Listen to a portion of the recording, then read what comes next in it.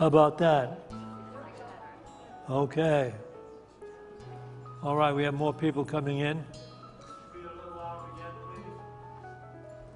Say again?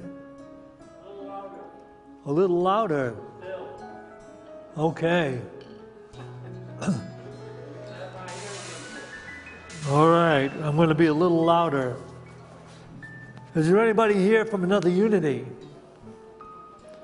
Okay, what unity are you from? Unity is Valley in Eugene, Oregon. Where's that? Eugene, Oregon. Oregon. All right, well, welcome to Boulder, Colorado. All right. Is there anybody here for the first time? Raise your hand high. We have a gift for you. See those bags that she's handing out? Leave your hand up. You really want to get a hold of one of these bags. It's filled with marijuana.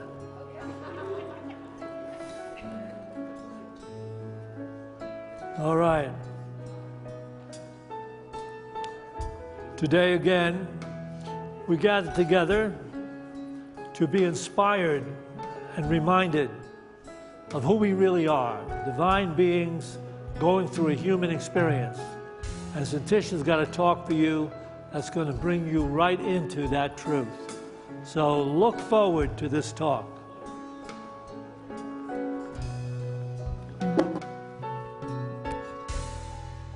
Good morning, everyone. Welcome to Unity of Boulder. Those of you who are joining us here in the room and joining us online, thanks for spending some time here at Unity of Boulder. It's awesome. Good way to spend a Sunday. Got a few announcements of upcoming things. We have, starting not this week, not tomorrow, but the following Monday, we are starting our Angel Camp. That's our camp for ages, it's our summer camp here in this building from ages 4 to 9. We haven't had it in a few years, but we're bringing it back. We have so much fun planned for these kids. If you have kids, or you have a neighbor who's looking for somewhere to drop their kids off for a week, please call us here at the office. We'll get you signed up. It's from 9 a.m. till 12:30. It's $90 per child, or $145 for 2 children. As I already said, it was ages 4 to 9. We have games, projects. We're going to travel to a zoo or to a farm. We do a talent show at the end of the week right here on this stage. It is such a fun time. So please send your kids out to this and let them come play here at Unity of Boulder. Next, last week I mentioned that following today's service, we want to do a cleanup of our parking lot, and we definitely want to do that. I'm going to be out front immediately following this service. I brought a bunch of power tools, electric power tools. Where we really want to focus is the parking lot, all the islands that when you first drive in over here or you drive in over here, the islands with the bushes and the hedges are so overgrown and they're such a mess all around the entire parking lot. That's where we really want to focus today. We're more focused about cutting, trimming, and clipping it than actually cleaning it up. But even if you don't have a tool and want to help out, stick around and we can help. I can get you a trash bag to help clean stuff up or a tarp to drag stuff back to the dumpster. But please, if you brought tools, just meet me out front at the front of this building immediately following this service. We'd appreciate it so much. We got to clean this place up and make it look as beautiful as it should be. So thank you very much.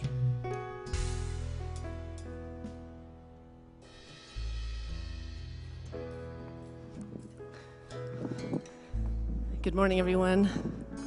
Welcome to Unity. This is the point in our service where it's a call for prayer.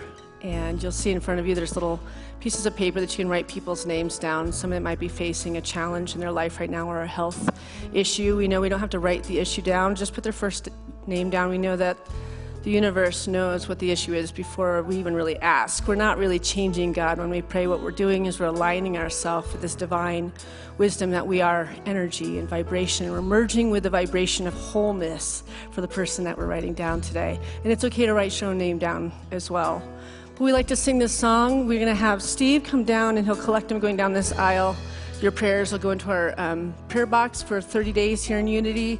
Then they'll be sent to Silent Unity in Kansas City and prayed over for our following 30 days. So That's Steve, and he's the head of our prayer partners, and we're going to ask you to sing with us. They say to sing is to pray twice. We can't really think or connect with our challenges if we are singing. It's just singing takes over, and we become the resonance of light and love.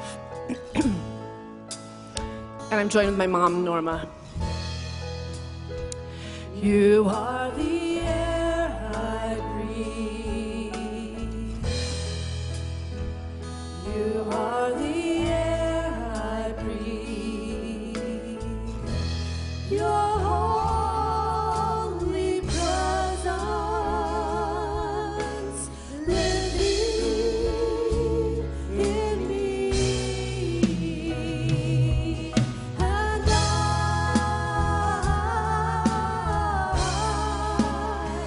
I'm grateful for you.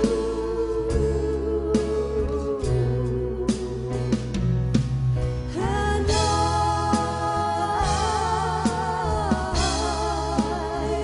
I'm grateful for you.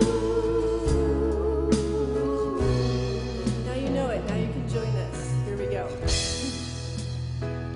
You are the air I breathe. You are the air I breathe. Your holy presence living in me. And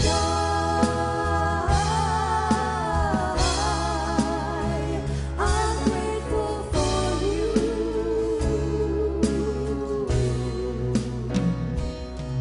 And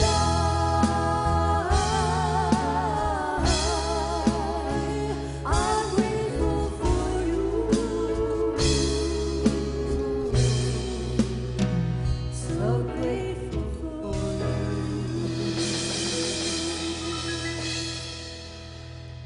And so it is. Thank you. All right, well, now we have the opportunity to listen to an artist that's becoming consistent, and we're really happy she's with us all the time. Let's have a warm welcome for Julie Roberts. Thank you. Thank you.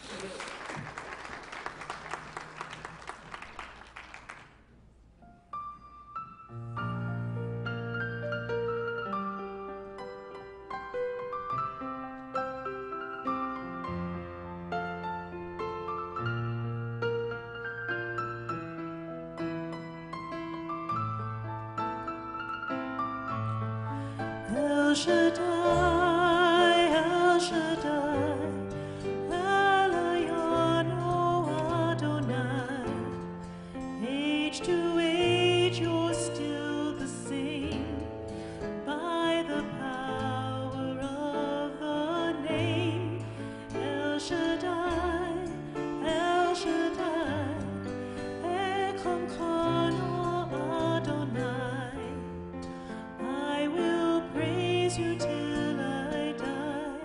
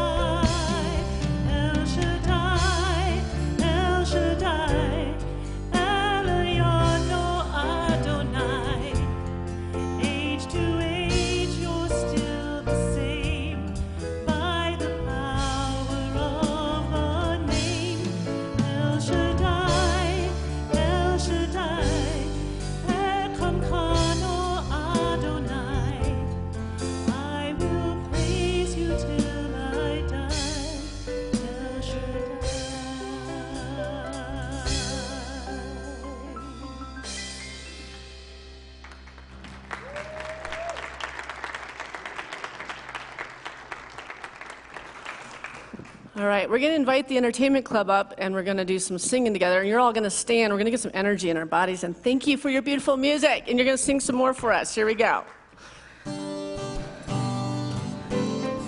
It's an easy song. You'll get it really quickly.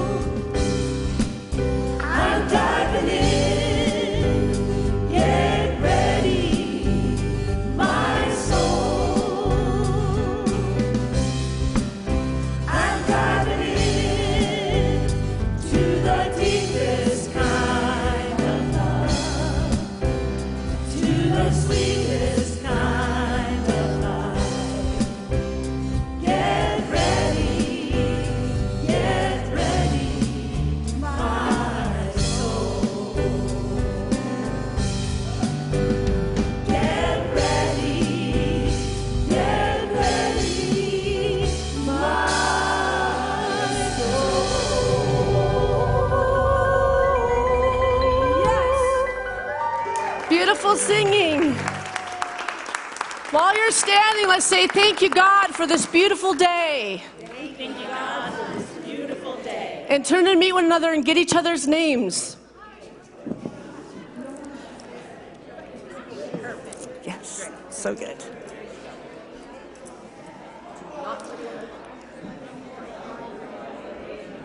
Can you, yeah, put that.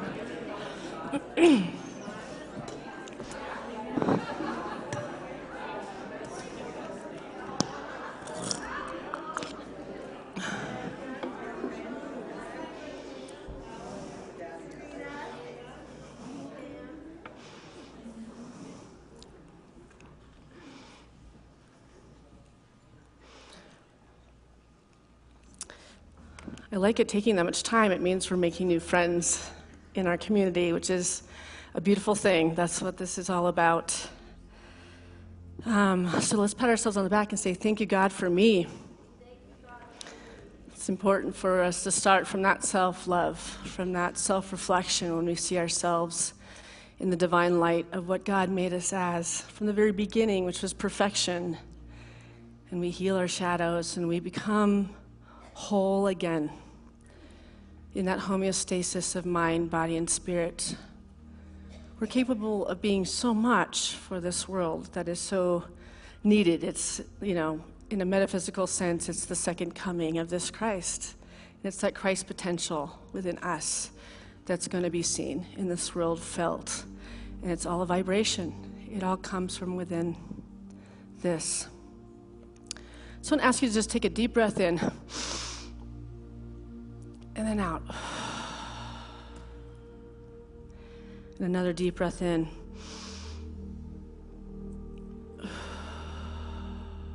And again, and this time we're going to just hold it on the in. And then exhale. That in and out breath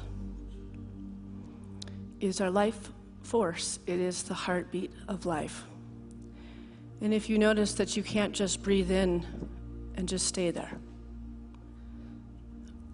and you can't just exhale and stay there, that there is literally no life force without the inhale and the exhale.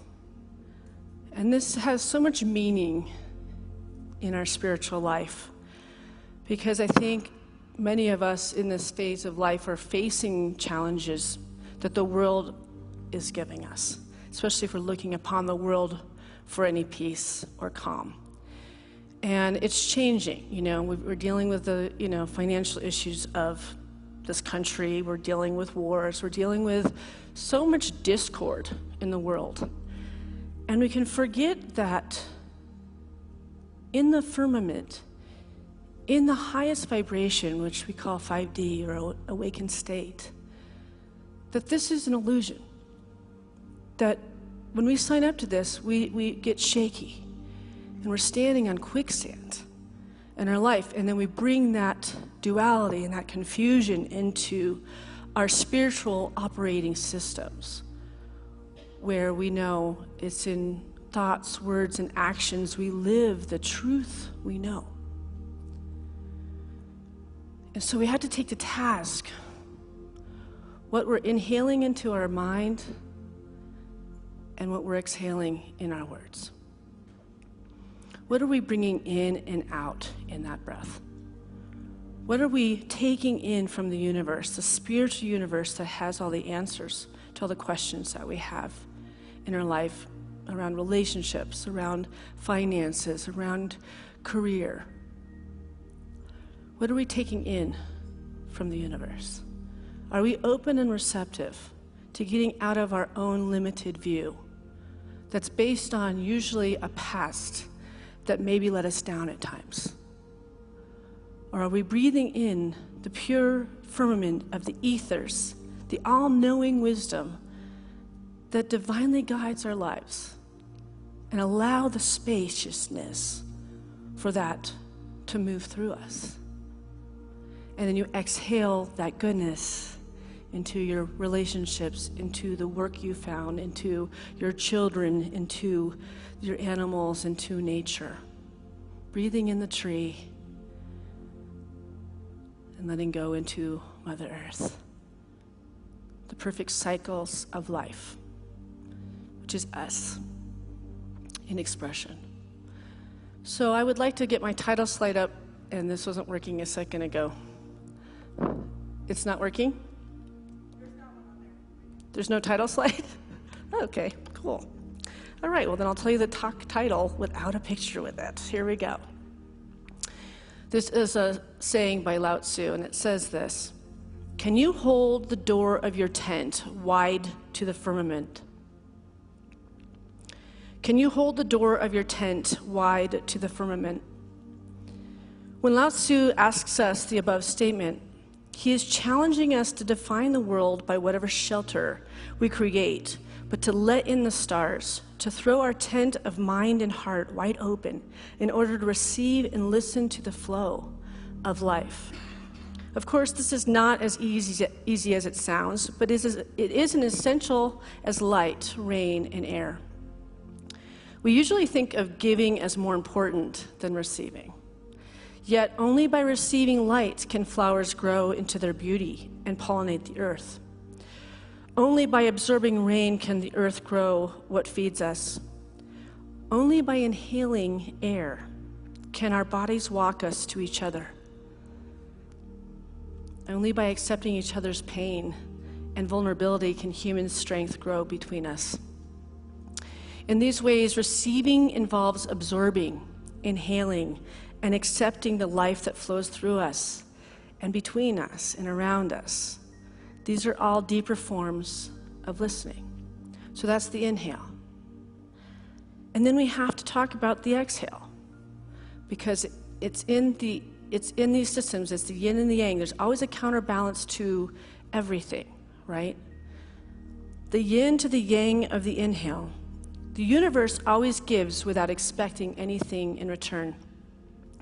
Did you ever have to repay for the relentless gifts you receive from Spirit? No. So if you emulate that divine essence, give without the shadow of fear that you'll lack in the future, true generosity, devoid of conditions, not only enriches you, but also nourishes the soul of the giver, drawing us closer to the purest form of love and happiness and compassion. The act of giving, when mirrored after the divine template, becomes a spiritual journey in itself guiding us toward a higher purpose and connection. So when you look back on your week this week, and you take in inventory on your divine essence and how it put out in this world and what it received, were you equal in your receiving in the inhale, in the giving of your exhale? Because it's important for us to understand that we have to have a balance with these things if we want to have an abundant life, if we want to have a healthy body, if we want to have a healthy mind, if we want to have a holy state in our being, that we can't hold on tight to the things that we receive from the universe, that it has to be given back freely, and this in and this out. As we learn this process of receiving and then giving again, and receiving and then just trusting the process, you'll watch how your life grows, and it grows in abundance, in thoughts and energy and clarity and, financial okayness and all that good stuff. But when we're in a state of fear and not in a state of love, and we're looking upon lack and we're looking upon limitation, we tend to take in and hold on and lock up those purse strings, lock up those ideas and want to keep them to ourselves, and not want to have to share that abundance with everyone else, because in fear we're restricted and in love we're expanded. So this is restriction, expansion, right? We need to do all of the above. That's the heart, the earth, the Mother Earth. Like when you really see that everything is the inhale and that exhale, it's that. When you really feel yourself in a place where you're trying to get divine insight, have you ever checked in on your body? What does it feel like? You ever noticed you haven't taken a breath for like the last 2 hours? Like you really actually feel like, how was I breathing on my own in that fear place? Or all of a sudden when you feel your body sometimes just exhale and you hear yourself do it, and it had a mechanism of its own because you realize that the body needed that breath and needed that cleansing breath because the intellect was taking over, and it was taking down a cycle of things that you weren't happy that you manifested, and yet you've put yourself in a channel of manifesting more of that thing you don't want. So let's breathe again. Let's just take that in here.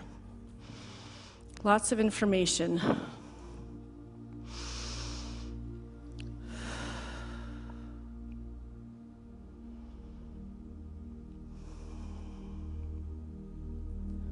That openness to be willing to receive divine insight, and then to give that divine insight out to others, to share this union, this coexistence with God, spirit, source, whatever energy, whatever word taps you into this loving kindness. Because when we restrict, we're withdrawing ourselves from our divine connection unfolding as perfection and potential. So bring to mind something where you've been holding in your breath in your life, where you've been looking on that situation from a place where the glass is half full or half empty. Like figuring out what was the energy you've been holding around a situation. Maybe it's a sick person in your family that you're worried about. Maybe it's an illness you're facing right now that you're kind of consumed around, or it's a financial thing. And we know what financial things can do. We can be in the most beautiful, aligned place, mind, body, spirit, spiritually, but not having enough money can just take us right out and away from anything that's of a divine potential. So taking that thing that's been making you feel limited and just breathing in and through it. That this circumstance that's making you feel a little separate from this divine universe, that you don't want to be a part of this separation anymore. You want to unify with this divine love, this nature that you are eternally. And bringing that breath in and out into the situation and bringing it back into balance, back to wholeness, right?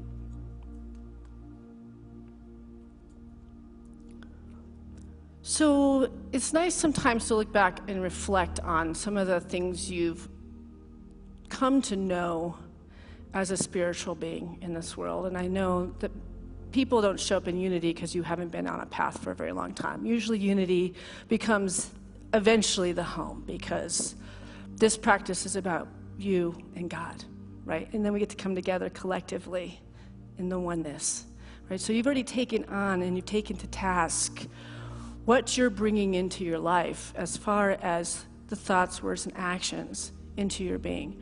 But what are some of the things you've come to know about this universe and how it operates? Because it's all going to be different things. But one of the things I've come to know through time and taking this into heart and mind this week, something that I know to be true and that's in my awareness is this. I know that this too shall pass. That's such a good one. I know that this too shall pass. That the one thing we can count on is change. That's a great hope right there. Because if you feel like you've been stuck and stagnating in something, the change is right around the corner, especially if you stepped into that stagnation and looked it dead in the eyes and said, what is in this that it's teaching me? What am I supposed to learn here so I can move on sooner? Right? And that change is an opportunity that we get to move out of the hard stuff. But also when we've landed in all the good stuff, don't get stuck there, because this life is a school. This life is all about growing the soul. Edgar Cayce, who's the most documented psychic and only lived in the last 100 years, would go into sleep state, and he could read the Akashic records or the karmic plan of people's lives, and he'd explain to people why they were dealing with a certain illness or something like that they came in that has been a constant challenge and somehow keeps rearing its head in different ways. And we know when something keeps rearing its head in different ways, that's one of the big ones your soul has this lifetime.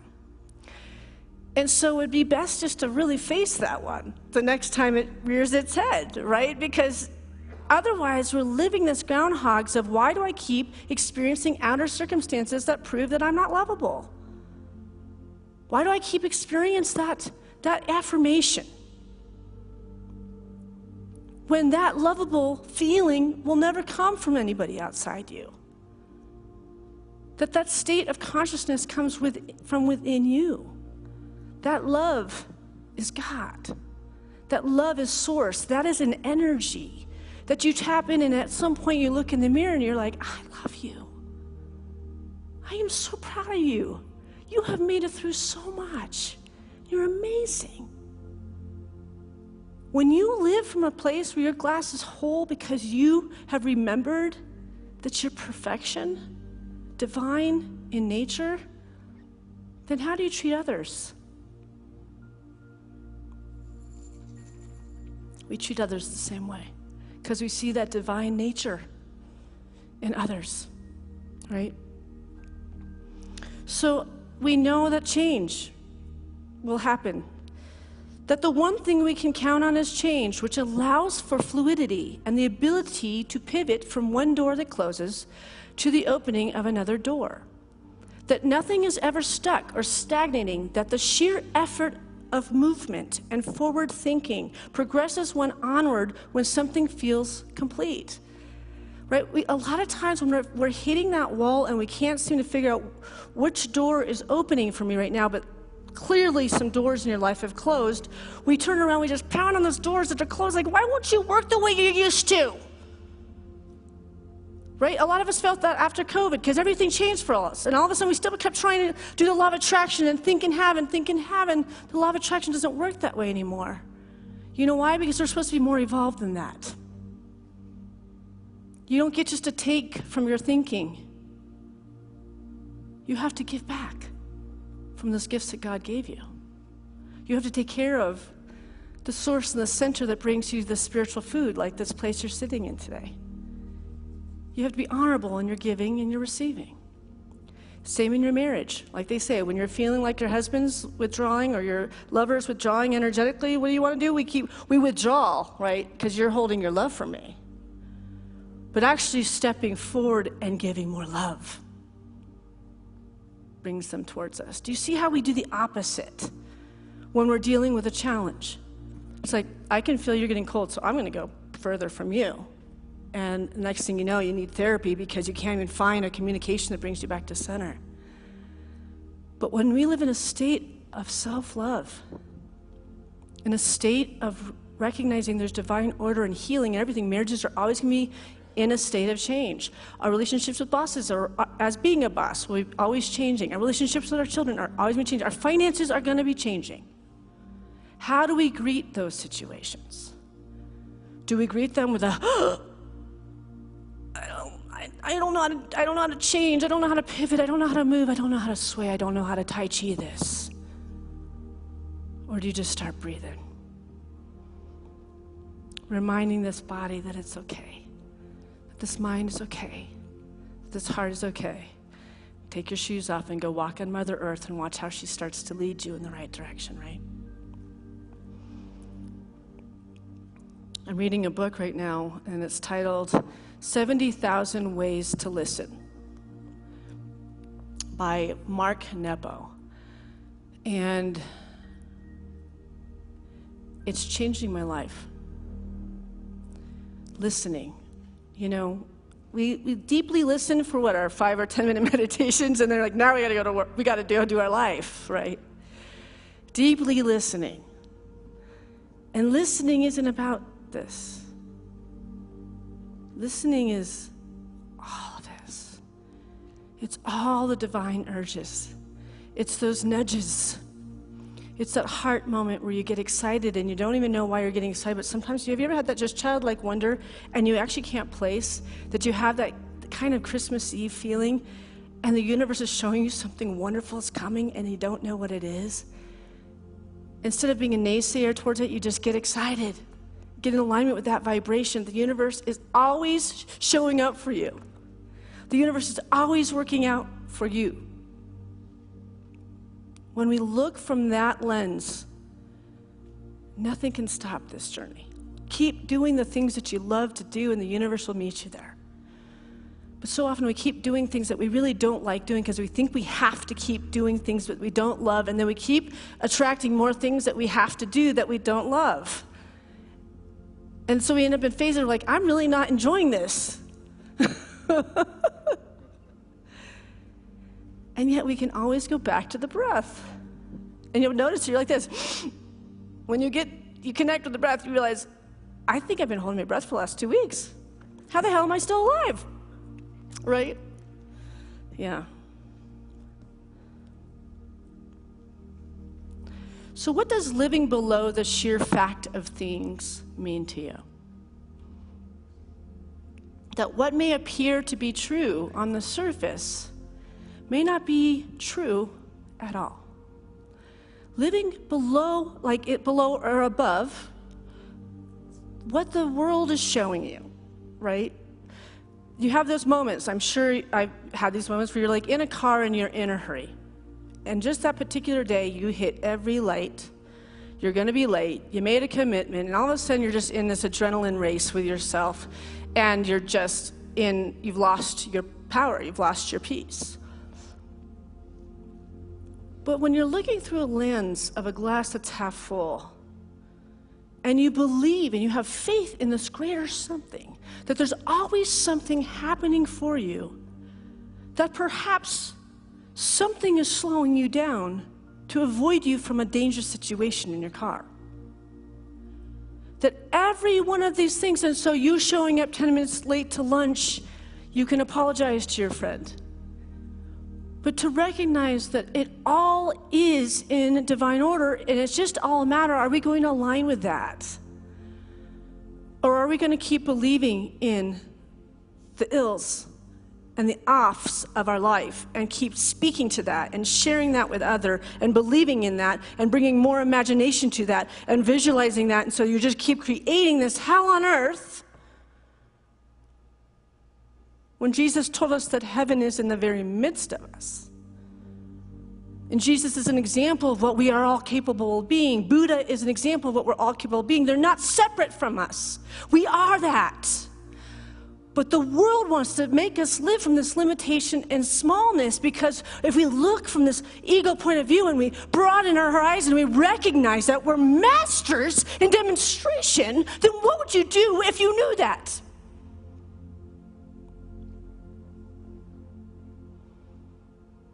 What would you change? How would you step into your life each day when you realize that you are a conduit of this Christ consciousness that's in you and through you, even if you've never read the Bible ever? You don't have to read any of these materials. You can sleep on them and they'll literally come into your beings. These high ideals have been given to us so that we don't forget who we are. But the way the world looks right now, people are just getting more and more on their media. They're just becoming distracted because the pain, because we vibrationally feel it, because we're all empaths and we're all intuitive, and we feel the pain of the world because we're one with our brothers and sisters, and we're one with all this warring and all these things, so we have to breathe. Let's breathe with that for a second.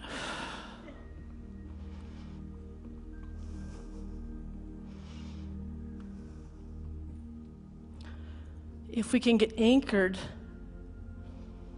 in Mother Earth, and we take that time to meditate and find all the ways, the 70,000 different ways to listen, you will be prompted. It doesn't have to be a week from now. You'll be prompted if you learn to listen deeply. The universe has something in store for each and every one of us. Each and every one of us.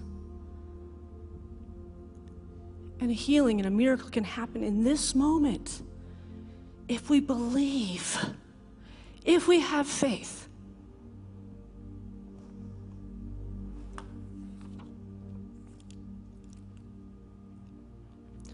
Do I not have any slides up there? Is that what's going on? No? Yeah, I would like the Matthew slide if I could.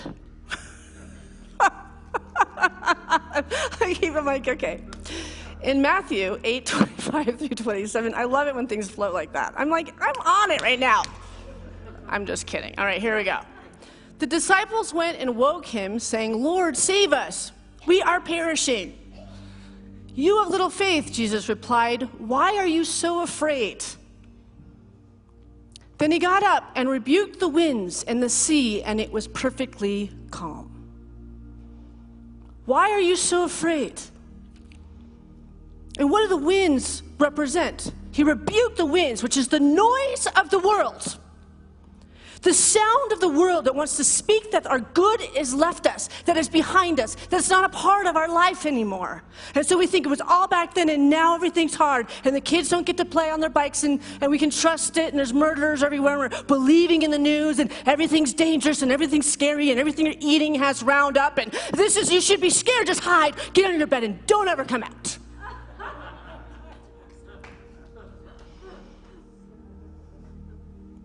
When you want to just look upon Roundup, you want to look at all those things, you know what you're adding to that is making it more dangerous when you're consuming your food and you're living in fear, because fear is the most dangerous, most awful thing for our bodies. We can pretty much survive anything if we live from a state of love. We can bless things back to wholeness, bad food to good food. So why do you have so little faith, you guys? That's what Jesus is saying to them on the boat. They're worried they're going to drown. They're worried he's sleeping soundly on that boat. They're worried they're going to perish. And don't we feel like we're going to perish when we don't have enough money in our bank account? We go to that level. The universe is out to get me. Nothing is working out right. And we just use these kind of affirmations and we share it with everybody else. And you're building on that. You're building a foundation on that limitation. And the universe is honorable. It keeps giving more of that. Instead of looking upon all that God has given you, all that beauty, all that resonance, all that love, all that family, all these friends, your good health, your prosperity, your laughs, your joy, all of that.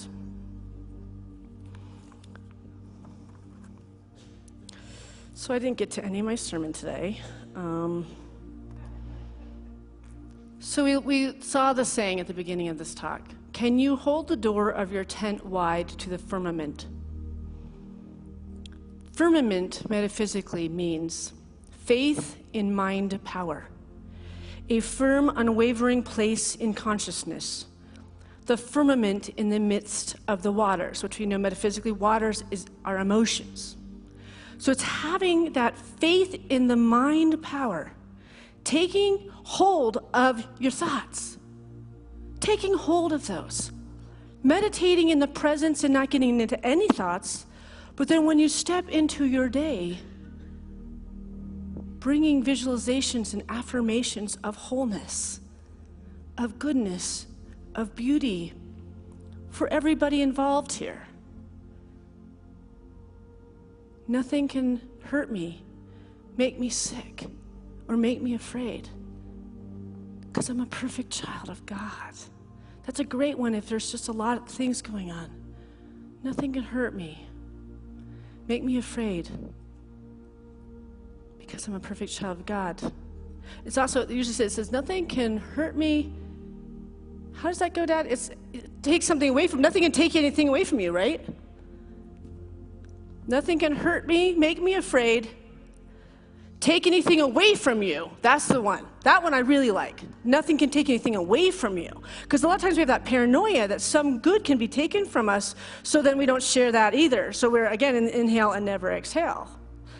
Nothing can be taken from us. Nothing can hurt us. Nothing can make us afraid because we are perfect children of God, right? So we were talking about the inhale is the receiving from the universe, and then the exhale is giving back in an honorable way to these spiritual centers that give to you, to give back to people that need help in their life. And watch how every gift that you get back 10%. You give 10%, you get 80%. You get so much more back than what you ever give. And these places survive from the generous tithes that you give them. Or your time, and all of the above is really needed for these places to survive. And so I talked about that last week, that somehow we're missing the mark in our message here. And obviously, Jack and I on the board, we sit with this. We sit in a prayerful place we're missing the mark on what we're teaching here, because somewhere there's a lack of people getting that it's in giving that we receive. It says that in everything. And there's too much receiving from this place and not enough giving back. And so we're in a situation where we're having to contemplate next steps, which is very distracting to the spiritual work that we're trying to hold with our counseling and being there for people that are in turmoil and being a place for people to heal, for a place for people to come and remember the truth of their being. When we're having to look at the financials each month and it's like, we have to try to stay out of fear. And so now we're telling you the truth. This center was built and its entire cost paid for up front. This whole place was paid for before the last brick was laid by people that had been moved by Spirit, that shared a vision for Unity of Boulder 30 years ago. People that saw the need right here, individuals and families, believing they were part of something so important for not only themselves, but for the greater Boulder community, committed and stepped up so big and in so many ways that a barren corner lot was transformed into this radiating center of love and light. It is easily possible that over 1 million people have passed through these doors, and hopefully, when it mattered most, they were able to leave something that no longer served them and pick up something that would inspire them on the way out. The people that built this center believed that after all the heavy lifting was done and Unity's light shined, others would pick up the torch. And many did for a long time. Those people have been transitioning, leaving a big gap between what it takes to run this center and what we are receiving in donations. For 2 years now, month after month, we drew down from our savings, taking from our emergency funds, our building maintenance funds, our landscaping funds, just to keep the place running. One large donation got us through the pandemic. One person made all the difference when we needed it most. So we have to consider, do we get to stay here in this beautiful building? Obviously, Unity Boulder will be here, and we'll go somewhere else. But I don't feel that that's what the universe wants us to do. Who feels like we need to go somewhere else? I love your honesty. And if that's what's needed, we will, right? We have to follow the current. We have to follow what Spirit wants. So if we feel that unity is important to us, then we have to get back to it fairly. So with that said, I love you. I don't blame you. I know things are tight financially for everyone. And so honestly, the universe will provide that which is needed and wanted. And so, as Meister Eckhart said, if there's only one prayer that you ever give, and it's thank you, then it's enough. So thank you. Amen.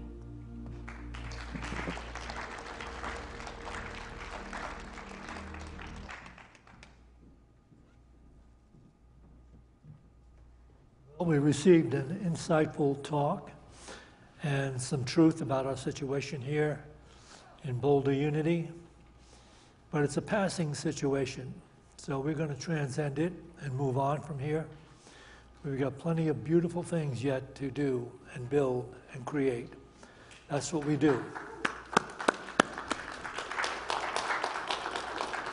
So we can bring into our hands, into our minds, into our hearts, a gift we'd like to make to Unity of Boulder. And those of you that like to give electronically, you have a QR code on your handout for Venmo and PayPal.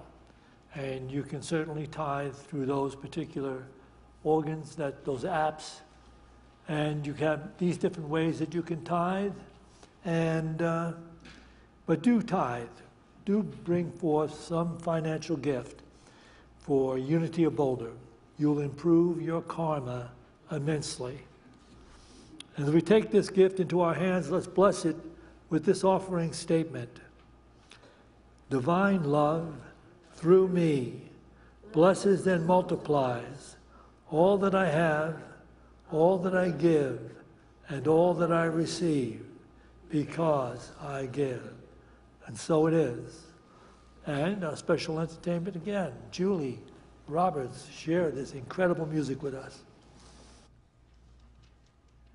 I just want to say I was sitting back there, and that sermon or talk by Syntysche was so beautiful, and it actually, this is what I always think of, this song in particular, when I'm going through something.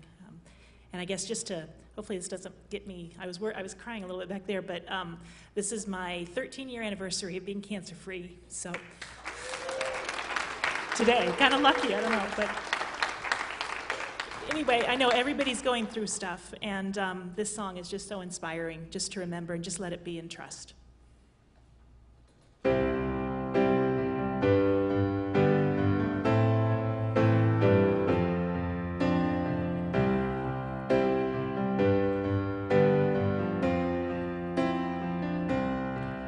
When I find myself in times of trouble, Mother Mary comes to me, speaking words of wisdom, let it be.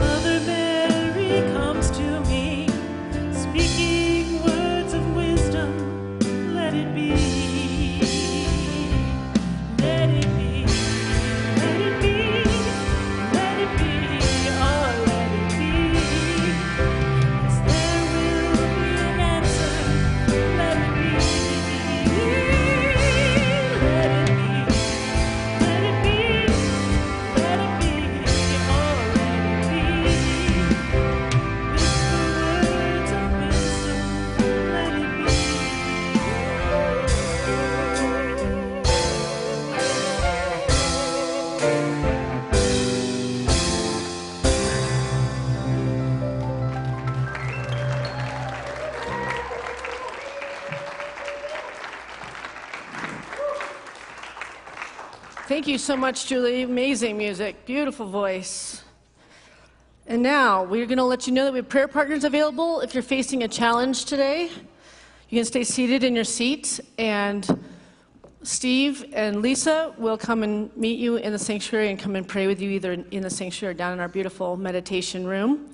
So you know you have that. We also want to invite the entertainment club back up here. We're going to close with our opening song, the Daniel Namad number, if you could get us back to that. And we're going to all stand and we're going to close singing that song.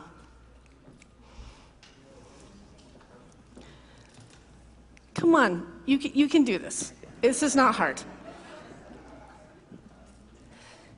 All right, nice. Get down to some microphones. All right, here we go. And now you know it, so I want to hear you sing so loud that all Boulder can hear you. Here we go. I kind of threw Brandon over the edge. He's like, okay, I need a different guitar. A little heads up would be good, Syntysche. Okay.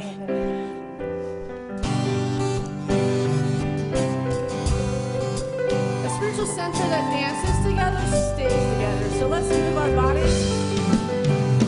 Get ready, my soul. I'm diving in. Get ready, my soul. I'm diving in to the deepest.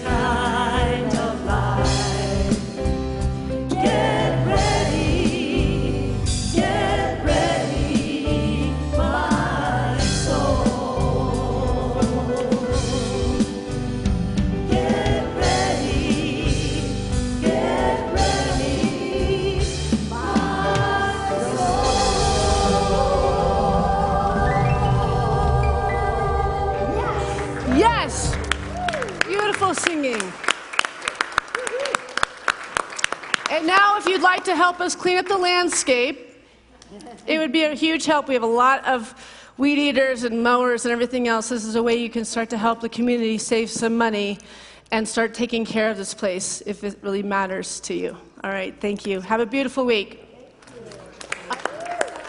I release.